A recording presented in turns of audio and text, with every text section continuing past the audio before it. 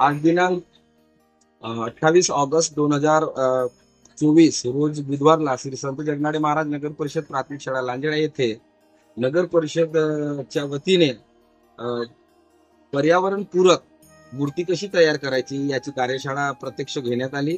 या कार्यशाळेचे आयोजन नगर परिषद तर्फे आपल्या स्वच्छता विभागाने घेतलं।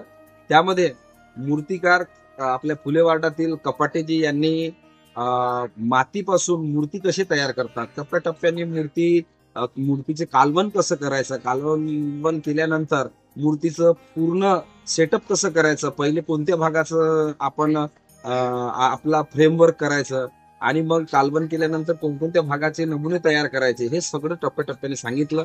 त्याबद्दल नगर परिषदचे मी या ठिकाणी धन्यवाद करतो। आता आगामी पुढच्या महिन्यामध्ये सप्टेंबर महिन्यामध्ये गणपती उत्सव आहे। विद्यार्थ्यांना पर्यावरणाची पुरेपूर माहिती व्हायला पाहिजे। आपण धार्मिक सण साजरे करतो, पण पर्यावरणपूरक धार्मिक सण कसे साजरे करायचे, गणेश मूर्ती तयार करायचं आपले आराध्य आहेत तर आपण त्यांना मानायचं, पण रासायनिक वस्तूपासून केमिकल पासून मूर्ती तयार न करता केमिकलचे रंग न देता आपण पर्यावरणपूरक कसे मूर्ती तयार करायची या सखोल माहिती त्यांनी त्या कार्यशाळेमध्ये दिली आहे। आमची चिमुकल्या विद्यार्थ्यांनी सुद्धा ते टप्प्याटप्प्याने तयार केलं आहे। काही विद्यार्थ्यांनी खूप सुंदर मूर्ती तयार केल्या, काही विद्यार्थ्यांचे काही चुका सुद्धा झाल्या आहेत। त्यांनी कपाटीजींनी त्यांच्या चुका दुरुस्त करून दिल्या आहेत। माझी वसुंधरा अभियान तसेच पर्यावरण सेवा योजना या उपक्रमांतर्गत नगर परिषद गडचिरोलीने अति उत्कृष्ट असे उपक्रम या ठिकाणी शाळेमध्ये घेण्यात आलेले आहेत।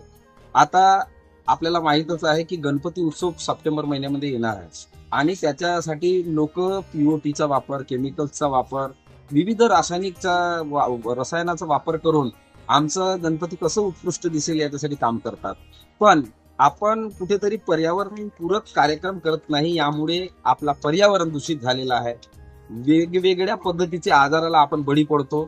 आपल्या गणपतीचे विसर्जन आपण तलावात करतो, नदीत करतो, तोच पाणी आपल्याला प्यायला मिळतो। तर या पद्धतीने आपण आजाराला सुद्धा आमंत्रण देतो। गणपती आणि पर्यावरण आपले आराध्य आहेत, आपण त्याची पूजा अर्चना आपण करायलाच पाहिजे, पण देवानं असं कुठे रसायनाचा वापर करायला सांगितलं आहे, म्हणून आपण पर्यावरण पूरक व्हायला पाहिजे, पर्यावरणाचे हितेशी व्हायला पाहिजे। म्हणून माझी वसुंधरा अभियान आणि पर्यावरण सेवा योजना या उपक्रमांतर्गत विविध असे कार्यक्रम नगर परिषद गडचिरोलीच्या वतीने घेण्यात येत आहेत। हा अति उत्कृष्ट असा उपक्रम आहे। मी माझ्या मनापासून नगर परिषद गडचिरोली आणि महाराष्ट्र शासनाचा धन्यवाद करतो। थँक्यू।